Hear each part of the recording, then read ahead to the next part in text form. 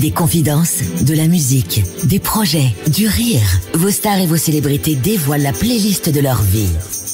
Un samedi soir sur 13, c'est maintenant. Et c'est orchestré par Olivier Doudet. Bonsoir. Mai 1987, j'avais à peine 15 ans et je tombe sur FR3 à l'époque, sur une émission dont je ne me souviens plus du nom, où je découvre une jeune fille de mon âge qui m'embarque dans son taxi. Et cela fait 34 ans que je n'ai pas quitté ce taxi. Cette jeune fille a rythmé mon quotidien par ses choix musicaux, ses choix cinématographiques, et ce soir, j'ai l'immense honneur pour ouvrir cette nouvelle saison d'un samedi soir sur Sortine, de recevoir la chanteuse, l'actrice et désormais la comédienne de théâtre, Vanessa Paradis, et je peux vous dire que j'ai le trac. Bonjour Vanessa Paradis. Bonjour. Vous êtes actuellement au théâtre Édouard VII à Paris, dans la pièce Maman, mise en scène et écrite par Samuel Manchettrit. Êtes-vous une traqueuse, Vanessa Paradis? Oui, enfin là tout de suite non, mais avant de monter sur scène, ouais. Comment cela se manifeste physiquement? Parce que vous le connaissez, le trac, en concert ou sur un plateau de cinéma. Sur le plateau de cinéma, en fait, c'est avant d'aborder les rôles, quand on les maîtrise pas bien encore, donc on a un peu le trac, et puis après on s'y fait. Sur scène pour les concerts, c'est autre chose, parce que alors là c'est carrément une montée d'adrénaline très très forte, mais le trac existe toujours beaucoup plus pendant les répétitions qu'au moment du live. Il faut se jeter, quoi. Et donc le trac, en fait, à ce moment-là, il devient plutôt un moteur. Mais comment ça se manifeste? On a un petit peu mal au ventre, on respire pas très bien, et là il faut se calmer, parce que c'est vrai que l'adrénaline, elle peut prendre le dessus sur vous, et là on contrôle plus rien. Mais diriez-vous que c'est un moteur nécessaire? Non, le trac me force encore plus à être concentrée, à être attentive, je sais pas, c'est comme quelque chose qui vous pousse dans le dos, quoi. C'est pas très agréable, mais sans le trac, je pense que j'aurais peur, en fait. J'aurais peur de pas avoir le trac. Je me dirais, je m'en fous, ou quoi. Je vous propose une pause musicale, et avant de découvrir des titres de votre choix, Vanessa, j'ai voulu faire découvrir à nos auditeurs une chanson présente sur l'album Love Song, Le Rempart. Laissez-vous transporter.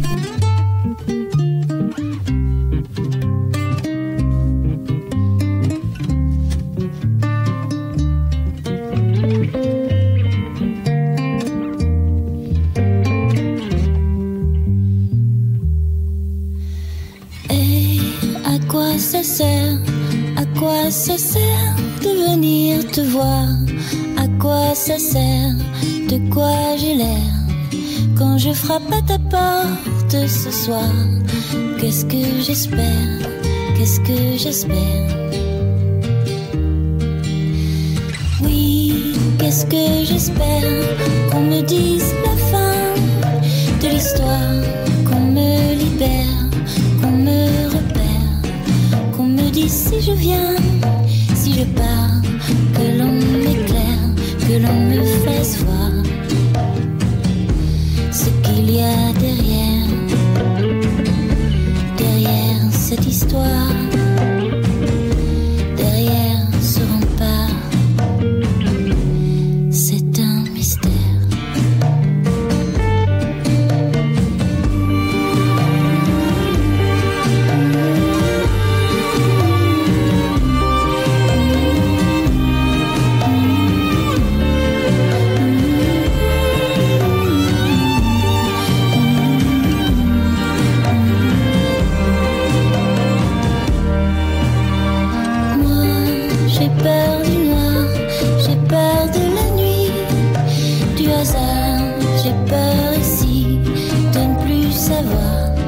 J'ai peur de me perdre, il est tard, là sans lumière, j'ai quel espoir.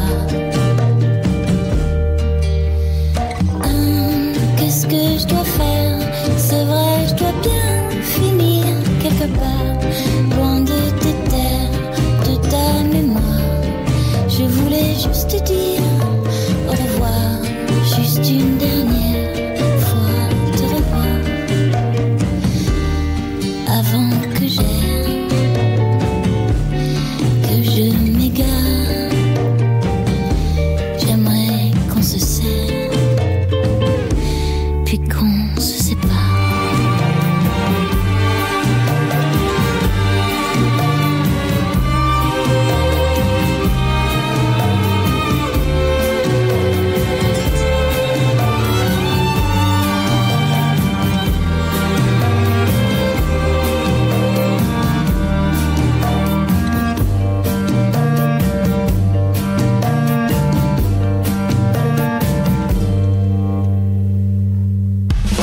Tu es à l'écoute d'un samedi soir sur 13, orchestré par Olivier Doudé. Si vous nous rejoignez, j'ai le plaisir ce soir de recevoir Vanessa Paradis. Qu'est-ce qui fait pour vous la saveur d'une première fois au théâtre ? La première fois, il y a quelque chose d'irréel en fait. Il y a quelque chose comme dans un rêve quoi. Et c'est assez sublime. C'est très précieux les premières fois. En tout cas, au théâtre, il y a comme une forme d'engagement à répéter la même chose tous les soirs. Comment fait-on pour ne pas lâcher son personnage en cours de route ? Je crois qu'il faut l'aimer et tenir à son personnage parce que même si, je sais pas, c'est comme la vie au quotidien, la vie à deux au quotidien des jours, on connaît, on a déjà vu quoi, mais quand on aime la personne, le personnage, la vie, enfin je sais pas, on a toujours envie de faire de son mieux. Puis alors si pour le coup nous on n'y croit pas comme on voulait que les gens dans la salle y croient, et puis il y a pas simplement votre énergie, il y a celle de vos partenaires. J'ai entendu dire c'est pas pareil tous les soirs, et si pour les concerts c'est pareil, c'est jamais pareil tous les soirs. Donc là bon, il y a pas de musique, mais ouais, je sais pas, j'imagine que le rythme des phrases change, et puis en fait c'est l'envie, le secret, l'envie de faire et que ça soit bien. Quand on a envie, il vaut mieux parce que c'est le premier moteur quoi, c'est ça qui fait que les choses grandissent et sont bonnes. Vous dites comme dans la vie, vous l'êtes vous fidèle ? Fidèle ? Ah ouais. Si vous le voulez bien Vanessa, on repart en musique avec un titre de votre choix, et ce n'est pas une surprise pour nos auditeurs, c'est M avec Onde Sensuelle.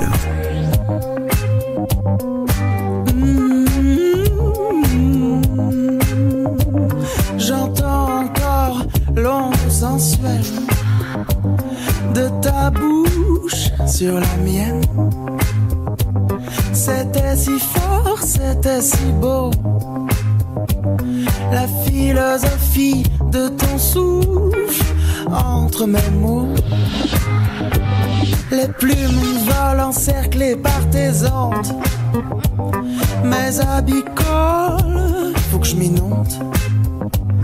Mais je ne sais plus où donner du crâne, ça ne répond plus, j'attends la panne.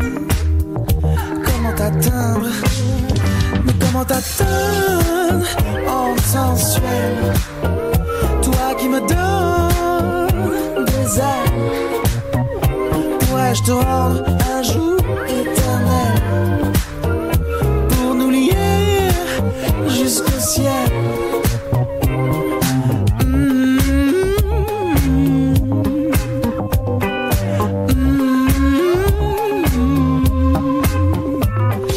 Double sens si romantique m'ont troublé, onde magique.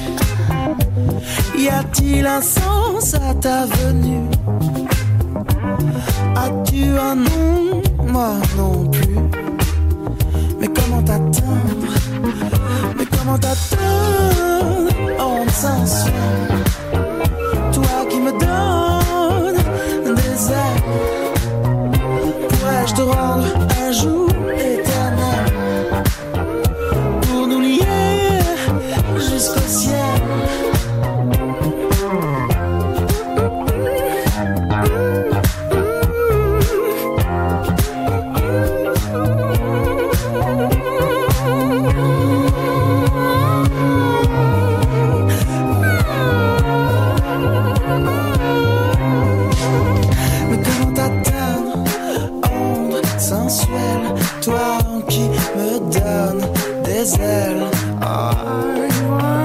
Comment t'atteindre, onde sensuelle, toi qui me donnes des ailes.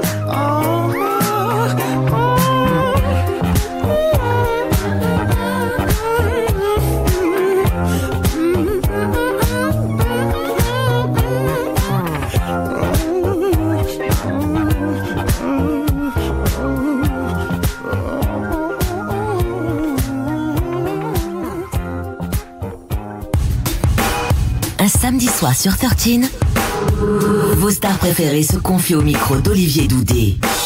Qu'est-ce que c'est pour vous un bon personnage, Vanessa Paradis?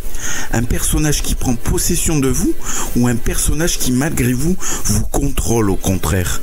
Ça peut être tout ça à la fois. Un bon personnage, c'est quelqu'un qui vous plaît, même si ça peut être un monstre. Mais le monstre, on lui cherche ses circonstances atténuantes, on lui cherche ses excuses, on essaie de comprendre son personnage. Parce que on peut pas jouer contre son personnage, surtout quand on va jouer un salaud, par exemple, ou une salope. Il faut pas essayer d'arranger son méchant, quoi. Si on joue un méchant, il faut être méchant, il faut y aller à fond. Bon, alors là, pour le coup, elle est pas méchante du tout, ma Jeanne, mon personnage. Mais est-ce que l'on contrôle tout? Non, je pense pas. Surtout, certainement pas dans le spectacle vivant. Qu'est-ce que vous contrôlez quand vous jouez, Vanessa Paradis? Je sais pas, parce qu'en fait, au moment où on joue, et effectivement le cinéma c'est pas du direct, mais il y a quand même une notion de direct, même au cinéma. Il faut être bon entre moteur et coupé. Même si on a la possibilité de recommencer, contrairement au théâtre, il y a quand même cette pression de, il faut être bon, les techniciens, tout le monde, ils ont travaillé comme des fous pendant 1 heure, là c'est ton moment, tu peux pas merder. Donc il y a quand même quelque chose d'un petit peu dangereux sur un plateau de cinéma, enfin de dangereux, d'immédiat. À vous écouter, j'ai l'impression que le théâtre était juste un fantasme. Oui, bien sûr, parce que moi, mes premiers amours enfants, c'est la comédie musicale. Donc c'est vraiment on rassemble le jeu, la danse, la musique. Et puis après, avec tous les concerts, les tournées que j'ai fait, je me rends compte, c'est un moment extraordinaire parce que la vie d'une tournée, par exemple, c'est comme là, il y a des jours on est en forme, des jours on n'est pas en forme, malade, mauvaise humeur, triste, ou très très joyeux. La vie continue.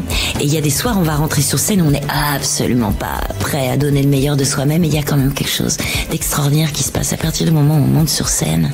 En musique, en tout cas, je l'ai vérifié. C'est terrible d'aller faire un concert et d'avoir une angine ou quoi, de savoir que son instrument est cassé. Et on sait qu'on va pas donner le meilleur de soi. Donc on rentre sur scène pas bien. Mais au bout de 2 chansons, ça disparaît. C'est là où on se sent le plus vivant sur scène? Oui, c'est vrai. On se sent très vivant. On se sent très libre et très vivant. Et aussi parce que l'on obéit totalement à son instinct.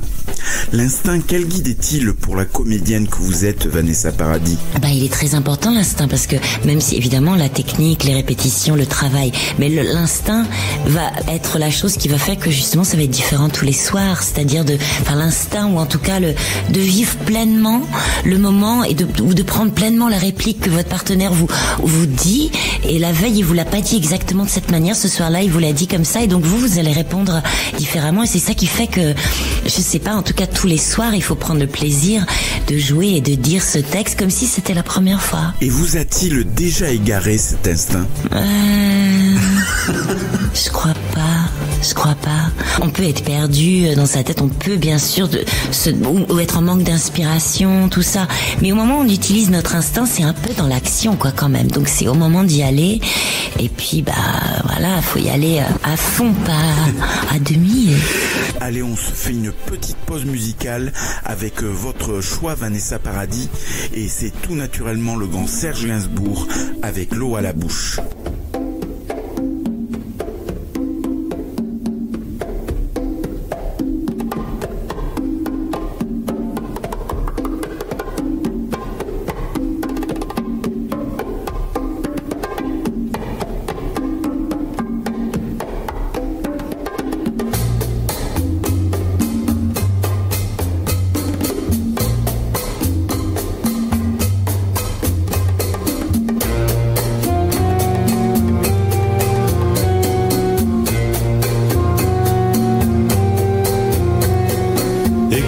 ma voix, écoute ma prière, écoute mon cœur qui bat, laisse-toi faire.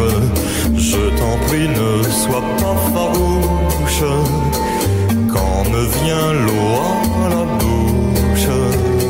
Je te veux confiante, je te sens captive, je te veux docile, je te sens craintive. Je t'en prie, ne sois pas farouche, quand me vient l'eau à la bouche.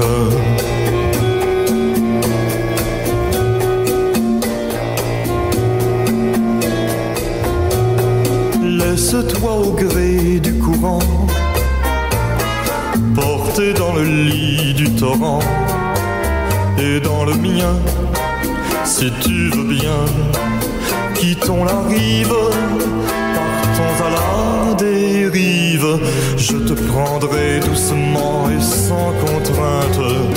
De quoi tu peurs, allons, n'aie nulle crainte. Je t'en prie, ne sois pas farouche. Quand me vient l'eau à la bouche, cette nuit près de moi, tu viendras t'étendre. Oui, je serai calme, je saurai t'attendre. Et pour que tu ne t'effarouches, vois, je ne prends que ta bouche.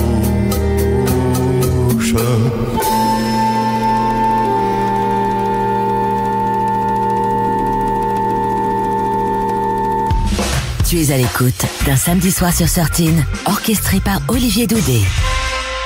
Vanessa Paradis est mon invitée ce soir. Votre premier rôle, c'était il y a 32 ans dans Noces blanches de Jean-Claude Brissot. Ce film, quelle première fois cela a été pour vous? Vous vous souvenez? Ouais, complètement, je me souviens. Ça a été... c'était assez extraordinaire en fait.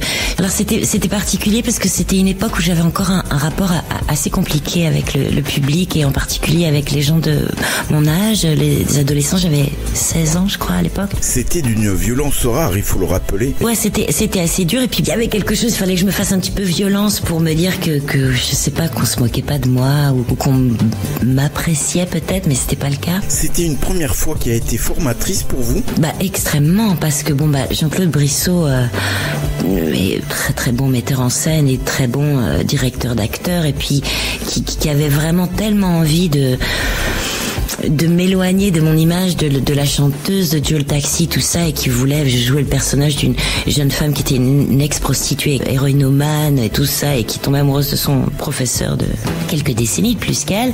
Et puis il voulait qu'on oublie la chanteuse, quoi. Donc et puis c'était mon premier rôle, en même temps il y avait tout à faire, donc c'était assez dur. Il était très très dur avec moi. Il m'a dirigé d'une manière vraiment très autoritaire et je peux pas dire que c'était agréable, mais jouer c'était agréable. Et puis surtout, il y avait une joie de jouer. Ce tournage avait été difficile moralement et tout, mais il m'avait donné le goût de jouer. Il y a un plaisir de plus être soi. C'est terrible quand même d'apprendre dans la douleur. C'est terrible. C'est un peu l'histoire de la vie, j'ai envie de dire. C'est un peu, c'est même presque cliché. J'ai l'impression que ce manque de confiance en vous que vous exprimiez à l'époque, et disque après disque, rôle après rôle, vous a permis de vous dépasser comme une constante chez vous. Je me trompe? Pour que j'arrive à plaire aux gens, il faut que ce que je fais me plaise. Donc c'est vrai que c'est des choix très égoïstes. Et puis le doute... Il faut pas que ça soit un doute non plus complètement tellement encombrant qu'on passe son temps à avoir peur et tout ça. Mais par quoi vous vous sentez limité? Je sais pas, peut-être dans les rôles de composition. J'ai l'impression que j'ai réussi une seule fois à faire un rôle de composition. C'était pour le film de Jean-Marc Vallée, Café de Flore, où je jouais une mère célibataire et une mère qui était un peu dure comme ça, une maman d'un enfant trisomique, donc une mère avec une mission incroyable et qui voulait renforcer son petit, mais à la dure quoi. Et donc il fallait que je sois un peu masculine et que je gomme la douceur de la maman que je suis en vrai. Et en fait on a trouvé le moyen de le faire avec Jean-Marc, où en fait je copiais Jean-Marc. Il me disait les répliques et j'y allais en fait avec une attitude beaucoup plus masculine. Et c'est la fois où j'ai réussi à faire un rôle de composition. En plus, il y avait beaucoup d'improvisation parce que mon partenaire marin, Gérier, que j'aime tellement, qui est un jeune homme, il a 18 ans et qui est extrêmement intelligent et drôle, mais qui est aussi sa trisomie fait qu'il est pas toujours concentré et puis même un peu contradictoire. Donc on devait sans arrêt improviser. Donc ce tournage m'a appris beaucoup. En même temps, cela joue aussi sur la confiance. Que faut-il pour gagner votre confiance, Vanessa Paradis? Il faut être brillant. Il faut vous aimer aussi? Non, pas forcément. Enfin, pour gagner la confiance, en fait, moi j'ai confiance aux gens que j'admire, quoi, que j'admire. Et en général, quand on travaille ensemble, enfin, faudrait être maso pour engager quelqu'un qu'on peut pas saquer. Après, parfois, ça arrive parce que on vous force à engager des gens, mais je crois pas que ça me soit arrivé. Et qu'est-ce que ça change travailler avec une personne dont on partage la vie? Ça peut mettre plus de pression. Après, en fait, ça a des avantages et des inconvénients. C'est-à-dire que on se connaît tellement bien et on sait quelles sont les phrases à dire pour arriver plus vite droit au but. Après, peut-être que pour moi, j'ai encore plus peur de décevoir ou de pas faire bien. Et lui, il faudrait lui demander. Mais je sais pas, en fait, c'est comme travailler en famille. Ça a des avantages et des inconvénients. C'est intéressant parce que ce n'est pas la première fois que cela arrive pour vous. Dans quelle mesure diriez-vous qu'amour et création sont indissociables? Je pense que oui, parce que même quand c'est pas une histoire d'amour et que c'est une histoire d'amitié, on parle toujours d'amour. Et que quand on aime les gens et que les gens vous aiment, on donne encore plus le meilleur de soi. On se dépasse, on est plus généreux, on est plus en confiance aussi, donc on est plus libre et on a moins peur de se tromper, d'être ridicule. On y va, c'est pas grave, quoi. Il faut la confiance. Pour parler de Samuel Benchetrit, vous avez joué dans 2 de ses films. Dans votre dernier album, vous avez chanté ces mots.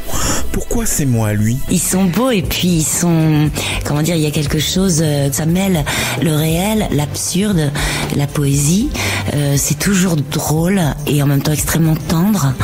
Et ça, c'est son style qu'on retrouve dans ses romans, dans ses films et dans ses pièces de théâtre. Et que faut-il pour que des mots vous touchent, Vanessa Paradis? En fait, c'est comme la cuisine, c'est des recettes, c'est comment on assemble les mots, la longueur des phrases, l'enchaînement des phrases qui fait que ça a un résultat chimique sur votre cœur et votre esprit. Mais ce qui m'intéresse, c'est cette sensibilité aux mots.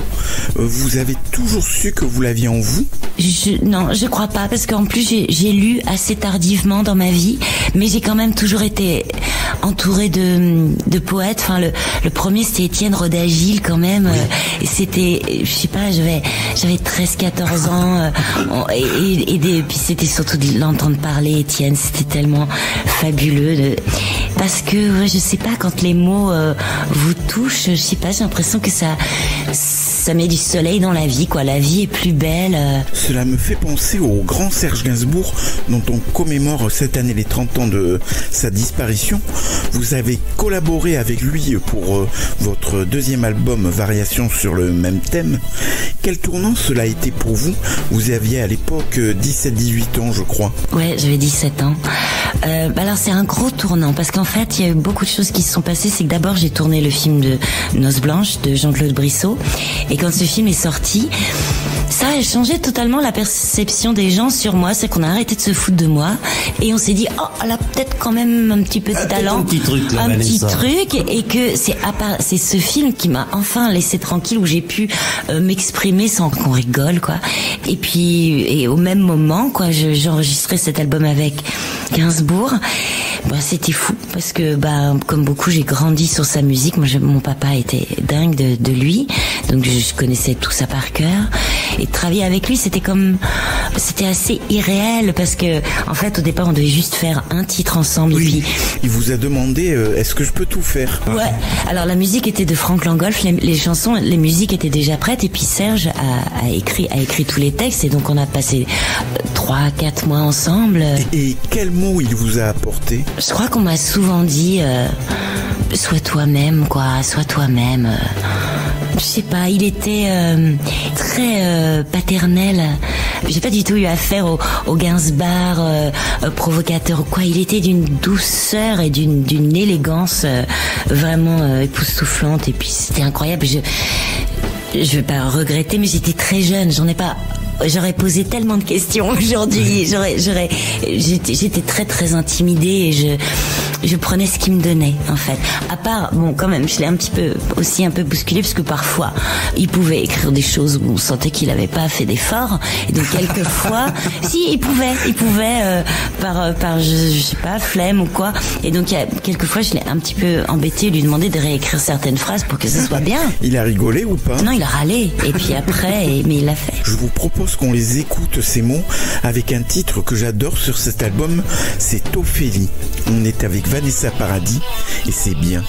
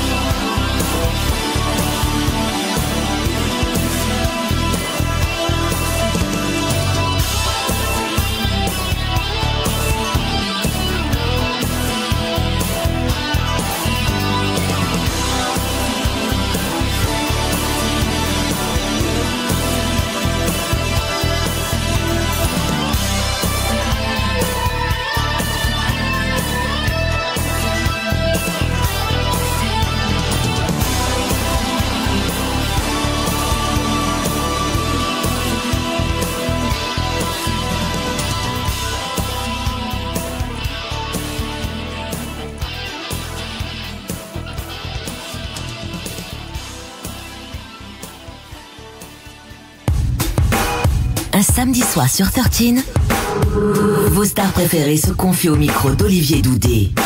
Et on est avec Vanessa Paradis pour cette première fois au théâtre dans Maman de Samuel Benchetrit. C'est l'histoire d'une femme qui rencontre un jeune homme qui lui rappelle le fils qu'elle n'a jamais eu, celui qu'elle a perdu quelques années auparavant et qu'elle a continué d'aimer. Pour vous, qui est cette femme ? C'est une femme indépendante, elle travaille. Et puis un soir, elle rencontre ce jeune homme qui la prend pour une prostituée, mais elle est persuadée qu'il la prend pour une maman. C'est une femme qui désire d'être mère, un désir contrarié, avorté. Ce désir, vous le connaissez ? Oui, je le comprends. Et en même temps, je peux comprendre l'inverse aussi. Je comprends parfaitement les femmes qui désirent pas d'enfants. Aujourd'hui, on doit pouvoir en parler. Une femme n'est pas obligée de faire des enfants. Mais moi, je suis de celles qui voulaient absolument en faire. Qu'est-ce que cela a changé pour vous ? Tout. C'est-à-dire que ça fait que la vie a son plus beau sens. Ça veut dire que tout d'un coup, on devient un petit peu moins égocentrique parce qu'il y a des êtres qui comptent plus que vous-même. Et puis, de les voir grandir, il y a rien de plus beau. C'est une expérience physique de devenir mère. Et je vous pose la question, car c'est aussi à ça que réfléchit le texte de Samuel Benchetrit. Elle est physique. Elle est physique depuis le départ, quoi.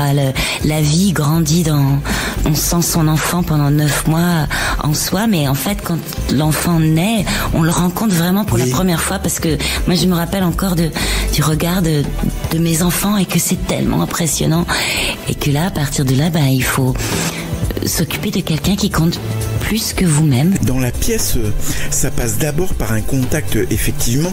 Je pense à cette scène où votre personnage étreint le jeune garçon dont elle voudrait faire son fils. Qu'est-ce qui se joue à ce moment-là dans vos bras, entre vos bras ? Ce qui se passe, c'est-à-dire que c'est des bras qui sont censés réconforter, et en même temps, c'est des bras qui prennent le réconfort aussi. Oui. Qui prend qui dans les bras, à qui ça fait le plus de bien. Après, on s'en fout, parce que un câlin, c'est quand même fabuleux. Tout le monde devrait faire ça, se faire des câlins dans les métros, dans les salles d'attente, en attendant son tour. C'est une phrase prononcée par le personnage joué par Félix Moati. Cette phrase, comment vous l'entendez, comment vous la ressentez particulièrement aujourd'hui ? Particulièrement aujourd'hui, où personne n'a le droit de se prendre dans les bras. C'est vrai que c'est fou, mais j'espère que petit à petit on va pouvoir recommencer, parce que je crois que en plus on est vraiment un peuple si tactile qu'on est quand même sacrément frustré, parce qu'on a besoin d'être touché au sens propre, au sens figuré, parce que il y a des vibrations, il y a de la chaleur, il y a le contact, il y a tout d'un coup, je sais pas, on se sent moins seul aussi. Cela dit aussi l'importance du corps et de la peau. Le corps, quel outil cela représente pour la comédienne que vous êtes ? Le corps est extrêmement important. On peut dire tellement de choses, ou alors ne pas cacher beaucoup de choses à travers le corps, justement. On essaie de cacher sa nervosité, et puis il suffit de regarder comment gesticulent les pieds ou les mains ou quoi, et on se dit que cette personne n'est pas si tranquille. Comment vous l'imaginez, le corps de votre personnage dans Maman ? Je pense qu'il est tranquille parce que c'est elle qui imagine cette situation, et qu'elle doit convaincre le gars, le type, le mari, il faut qu'il la suive. Donc je pense qu'elle a quelque chose de tranquille et de serein. Ce corps, il apparaît protégé dans un manteau de fourrure. Ce manteau qui est un personnage à part entière, et qui est l'objet incongru de la discussion qui se noue entre vous et Félix Moati. Quelle relation entretient-elle avec ce manteau, cette femme ? Justement, il est sa protection. Alors, la pièce se déroule au mois de décembre. Il la cache aussi un petit peu. Donc, il y a quelque chose d'enveloppant, de protecteur, et il la protège totalement. Merci beaucoup, Vanessa Paradis, d'être passée dans un samedi soir sur 13. Je rappelle que vous êtes au théâtre Édouard VII pour la pièce Maman, aux côtés d'Éric Elmosino et Félix Moati, et mise en scène et écrit par Samuel Benchetrit. Et comme vous parliez d'hiver, je propose que l'on se quitte avec un titre de votre dernier album Les Sources, Kiev. Bonne soirée à tous, et encore merci Vanessa.